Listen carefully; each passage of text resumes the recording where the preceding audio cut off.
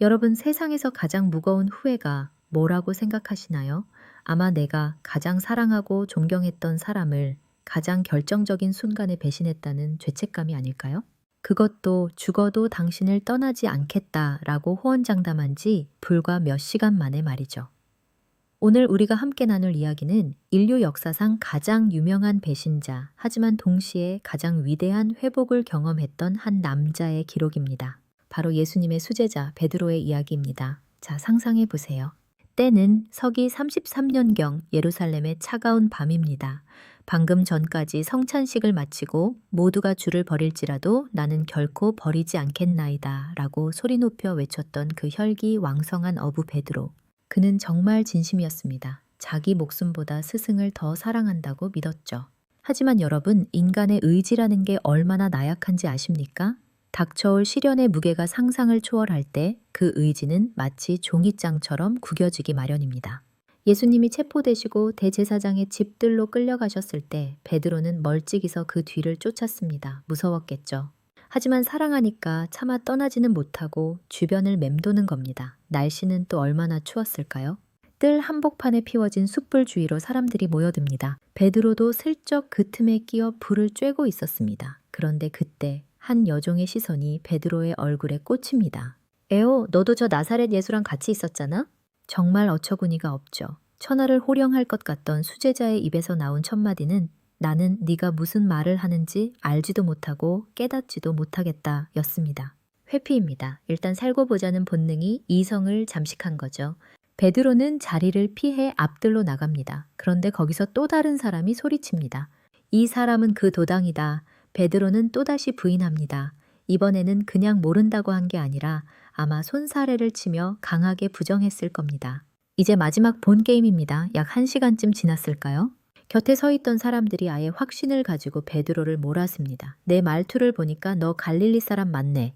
너 그 사람하고 같이 있는 거 내가 봤어. 자, 여러분이 베드로라면 어땠을 것 같나요? 심장이 입 밖으로 튀어나올 것 같고 식은땀이 비 오듯 흐르는 그 공포의 순간 말입니다. 베드로는 결국 무너집니다. 단순히 모른다고 한 게 아니에요. 성경의 기록을 보면 그는 저주하며 맹세했다고 나옵니다. 나는 당신들이 말하는 그 사람을 도무지 알지 못한다. 그 처절한 절규가 끝난 바로 그 순간입니다. 고요한 새벽 공기를 가르고 닭이 울었습니다. 그리고 그 닭 울음소리와 동시에 멀리서 신문을 받으시던 예수님의 눈과 베드로의 눈이 마주칩니다. 성경은 주께서 돌이켜 베드로를 보셨다고 기록합니다. 여러분, 그 찰나의 순간을 상상해 보십시오. 원망이었을까요? 아니면 내 말이 맞지? 라는 비아냥이었을까요? 아닙니다. 그 눈에는 베드로의 모든 연약함을 이미 알고 계셨던 스승의 깊은 슬픔과 그럼에도 불구하고 변치 않는 끝없는 사랑이 담겨 있었습니다. 베드로는 그대로 무너져 내렸습니다. 밖으로 뛰쳐나가 참았던 통곡을 쏟아냅니다. 그건 단순히 미안해서 우는 울음이 아니었습니다. 자기 자신에 대한 혐오, 지키지 못한 약속에 대한 자책, 그리고 스승의 그 따뜻한 눈빛에 대한 미안함이 뒤섞인 처절한 회개의 눈물이었죠. 여기서 우리는 아주 중요한 사실 하나를 마주하게 됩니다. 인간의 의지라는 게 서울 도심의 화려한 빌딩 숲처럼 단단해 보여도 사실은 아주 작은 충격에도 무너질 수 있는 모래성과 같다는 거죠. 베드로는 자기 힘으로 예수님을 지키려 했습니다. 자기 열정으로 죽음까지 불사하겠다고 호언장담했죠. 하지만 결과는 어땠나요? 차가운 계집종의 질문 한마디에 맥없이 무너진 유리 멘탈의 전형이었습니다. 이게 바로 우리 인간의 본 모습입니다.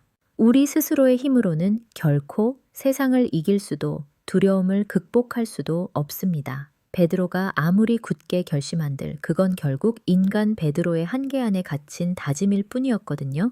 하지만 진짜 반전은 그 다음입니다. 부활하신 예수님이 베드로를 다시 찾아오신 겁니다. 그것도 베드로가 실패를 맛보고 다시 고기나 잡으러 돌아갔던 그 비참한 생업의 현장으로 말이죠. 예수님은 베드로에게 너 왜 그랬냐? 라고 단 한마디도 묻지 않으셨습니다.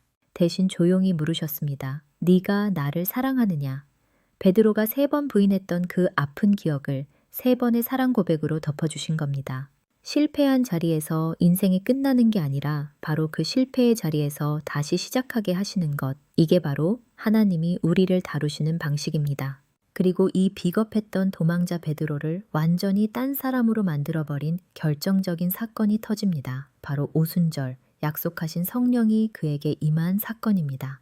성령의 불길이 그를 덮쳤을 때 베드로의 영혼 안에서는 말 그대로 핵폭발 같은 변화가 일어납니다. 이전에 베드로가 나 죽을까봐 무서워요 라며 벌벌 떨던 겁쟁이였다면 성령 충만해진 베드로는 이제 죽음조차 비웃는 거인으로 거듭난 겁니다. 예루살렘 한복판에서 수천 명의 군중을 향해 사자후를 토해냅니다. 너희가 십자가에 못 박은 이 예수가 바로 주와 그리스도다. 정말 소름 돋는 반전 아닙니까? 불과 얼마 전까지만 해도 저 사람 모른다니까요 라며 발뺌하던 그 입술에서 이제는 목숨을 건 증언이 터져 나오는 겁니다. 이게 어떻게 가능했을까요? 베드로의 능력이 아니라 그의 안에 들어오신 성령의 능력이었습니다. 인간의 나약함은 우리 스스로의 힘으로 이길 수 없지만 성령이 임하여 충만해질 때 비로소 우리는 한계를 뛰어넘을 수 있는 겁니다.